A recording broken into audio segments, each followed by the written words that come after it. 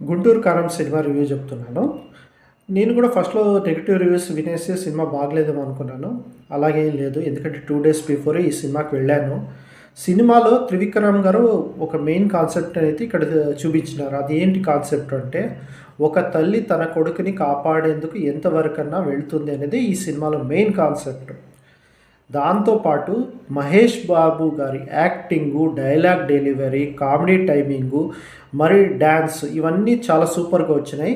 దీంతో పాటు తమన్ మ్యూజిక్ కూడా చాలా హైలైట్‌గా ఉంది. మరి త్రివిక్రమ్ గారి డైలాగ్స్ అంటే త్రివిక్రమ్ గారి మాటలు కూడా ఈ సినిమాలో బాగా వచ్చినాయి.